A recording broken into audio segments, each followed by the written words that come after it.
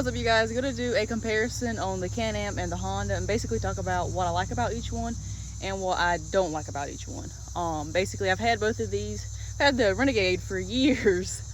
Had the Honda for a little over a year. I think this winter will be coming up, I think on 2 years or so of having it. With honestly a year almost being down with parts and stuff and back ordered and whatnot.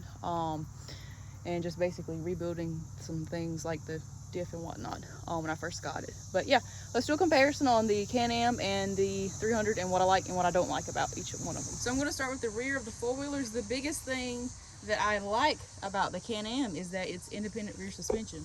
And for those of you who don't know, that means each side can move independently of the other. It's not a solid axle like this that basically just moves straight and you feel every bump. So it's got a better ride and you get more ground clearance out of independent rear suspension versus a solid axle, which is nice. On a solid axle, you are more likely to get hung up in ruts. However, you can combat this by getting axle paddle, basically bolt it down in the middle, and it's a big old metal paddle. And it basically just paddles the four-wheeler. If you're in a rut, it'll just literally eat through the rut. That's a good way to combat that so you don't get hung up on ruts, but it's not going to help ride quality at all. Independent rear suspension, good things again, ground clearance, and it's going to typically ride better. However, you often see people break axles more so with a independent rear suspension, typically because they put lift kits on them. They have axles at steep angles, and what makes these axles break typically is the axle angle. If they're really sharp like that, or if they come down really sharp like that, these joints are designed to run at a certain degree. And so if you eitherwise, put a bracket lift on there or something, or stacked some bracket lifts, I've seen people do that, and they break a lot of axles and they wonder why. It's because their axles are like that, and they're not designed to run at those kind of angles, especially not OEM axles. Some aftermarket axles are designed, like Cobra axles, Turner Nitros, Gorilla axles, some Rhino 2.0s, the X300s. A lot of those axles are designed to run at a steeper angle versus some factory axles. I like the fact that both of these four-wheelers are four-wheel drive. However, they don't have diff lock. You can modify. You can buy like a torque locker for this one and that one to have a diff lock. I don't like that the 300 is four-wheel drive all the time. They used to make a 424, which you could pull it in and out of four-wheel drive. They don't make those anymore, so that sucks. So it's always four-wheel drive, and it's no power steering. So you're really tired after driving this four-wheeler all day. This Renegade came without power steering. However, I bought a kit from Super ATV, installed it, and it has been wonderful, flawless. In fact, I should have did it a long time ago. So power steering is so much more enjoyable when you're in four-wheel drive, when you're in ruts, and when you're driving all day on a four-wheeler. So that's one thing I don't like. One thing I like about on the 300 is that you can make a really tall snorkel look good on it. Because, I mean, every Honda looks right with a super tall snorkel, am I right? On a Renegade, I don't think any snorkel looks better than the factory horn. Again, that's my personal opinion. That's why I still have it. It's a lot shorter than the 300, which is not so fun, versus 300 being probably at 6'5" or so. Kyle too did this snorkel for me. Great guy, great company, great job. So Hondas, you can put stupid tall snorkels on them and they look great. Renegades, I don't think they look better with a tall snorkel like that. I think they look best with the horns, the snorkel horns. Another thing for the Renegade is the brakes. The braking system on here, it comes factory with disc brakes front and rear. Granted, these four-wheelers are like 20 years apart in difference. The Honda came with drum brakes front and rear. However, I have swapped the fronts to the Super ATV disc brakes, and they work great. Love them. Actually, I need to fix that one. That one's leaking a little bit when I replaced the brake pads. but still, the rear brake option, I don't have one. It doesn't work, and it didn't work. One thing I like about the 300 is that you don't get covered in mud as much as you do on the Renegade. We all know Renegades have cut fenders, basically, like race four-wheelers, versus the 300 has more traditional style fenders. You don't get covered in mud. I can look at a mud puddle on the Renegade and I'm covered, versus me actually riding most of the day and looking not as bad on the 300. The Renegade, there's no clean days on the Renegade. You ride a Renegade and when you're done, you're gonna look like whatever you rode in. So even if I go trail riding, I'm still gonna look like I went 10 feet deep in a hole. That's just how Renegades are. And again, like you can see, you get more fender coverage on the 300 versus the Renegade, and the front's a little extra wide because of the spacing with the disc brakes. It actually spaces your wheel out a little bit further, and then I've got an adapter on it, so it's like extra wide right now. But typically the tires are under the fender. One thing I like about all the Honda is you can get crazy amounts of ground clearance for simple modifications versus on a Renegade. I put Rancher 420 shocks on the 300 and look at the front versus 32s on the Renegade, and it's pathetic ground clearance wise. And if you want to know why I say pathetic, so this one at the frame at the very back is 15 inches versus on the Renegade in the front, let's measure it real quick at the very bottom. I think it's around 12 or 13. It's around, yeah, 13 and a half. So the 300's got it beat. And these tires are pretty close to measuring the exact height within like a half inch or so. And if you want to know the ground clearance in the rear to the axle, it's like a little under 15. It's like 14 and 3/4. Right at the bottom of the diff is around a little under 12 and a half. That's if you want to know that. And if you want to know what are the brake drum that was once there, it's 12 inches.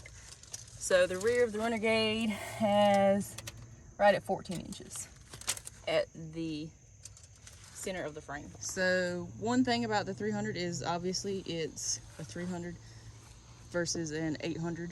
Traditionally, it's now a 975. This is actually not even 300 cc's. It's like 280 something.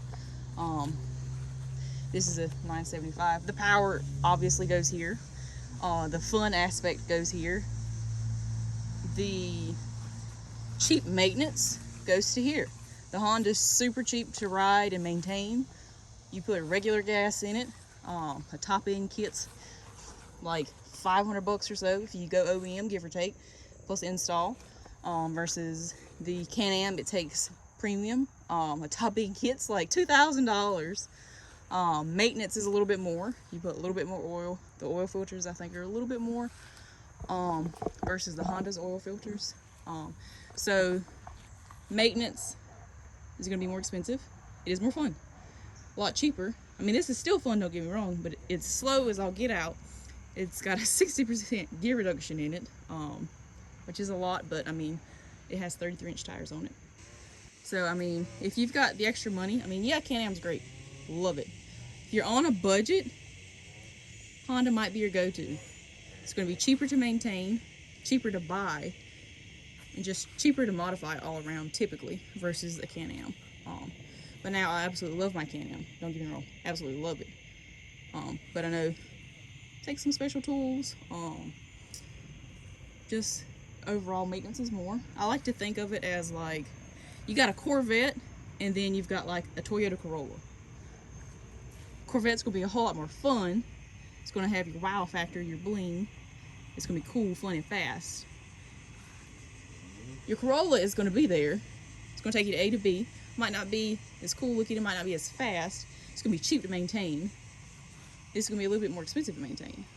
So it's all about what you're looking for, and your budget wise. And I'm not saying this is expensive as I'll get out to maintain, or that I've had a lot of issues with my Can-Am. I'm just saying that generally parts are more expensive versus a Honda. You've got one cylinder, you've got two cylinders here.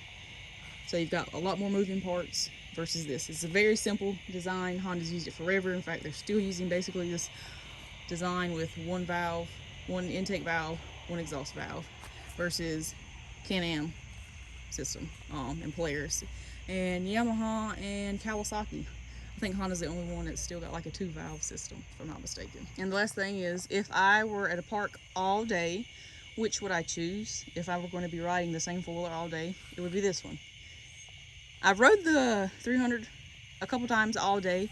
It's tiring. I was very sore the next day with the four-wheel drive all the time and with the solid rear axle.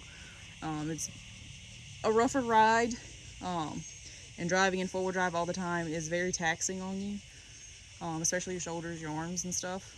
You can do it, don't get me wrong, but when you've got larger tires, it's tiring versus having power steering, which I'm slightly spoiled by now. You can get universal power steering kits and put on these. I've seen some people do it. I thought about doing it, have not pulled the gun on that yet. Pulled the trigger on that yet. Typical Honda 300 problems are the rear diff. This is a 300 rear diff. Typically they grenade, they leak bad, they blow apart. Big tires typically rips them apart. Can-Am typical problems are their diffs as well. They typically leak and go out. This one's a few $100 to rebuild. Or if you want to buy a new one, I think you can get like a Caltrick brand for like $400 or so. This, on the other hand, is going to be $800 to $1,000 or so if you do OEM. You can do specialized ATV, which is a complete billet one, or you can do like a Maverick swap, but you're going to have to get, I think CFab makes a kit for it. Again, it's going to be like a $2,000 job or so, give or take. A few $100, or if you want to buy a complete new one, like $400, or if you want to buy a used one, you can. Again, this is going to be cheaper. This is going to be more expensive to maintain. This is going to be cheaper to maintain. Things I like about the Honda, don't like about the Can-Am. Again, the snorkel system. Let's talk about that. With Hondas, we know they don't have belts. One tube, your vent lines, you're good to go. Can-Am, you're going to have a belt system. You got to do your belt snorkel, which has an intake and an exhaust as well. Got to make sure those are sealed up before you can go deep. Right now, mine's leaking, so it sucks because I can't, water ride or go in the deep mud because my belt's leaking. My belt box is leaking.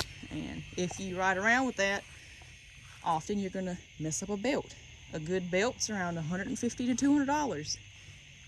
You don't have to worry about belts on a Honda. There is no belt. It's a gear transmission, metal on metal, versus a little rubber band that's trying to hold together a lot of horsepower and put down a lot of horsepower. I mean, I really haven't had a lot of issues out of my belt box, but I know some people have. You always have to make sure this is sealed. So you've got to make sure all of that's sealed before you go deep, versus you just make sure this is sealed. There's no belt box system to worry about. I like the fact that the Can-Am is automatic. Park, reverse, neutral, high, low, versus 5-speed with the reverse. I mean, that's fine and dandy, but sometimes when your foot's wet, you try to shift up or something like that, it'll slide through and not really catch to shift. But I mean, that's all right. It's just a minor inconvenience. Overall, there's a lot less electronics on a Honda versus a Can-Am. Can-Ams are notorious for having a lot of wiring, which they do. And I mean, but you gotta think, it's, again, the 20-year age difference. This isn't exactly apples to apples. These are two complete different machines. There's a huge age gap between them.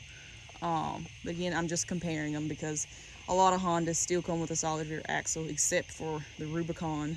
I know the Foremans do and the Ranchers do, and they're still well sold. And a lot of this stuff can still be applied to those machines. So let me know in the comment section what you guys like and don't like about Hondas and Can-Ams.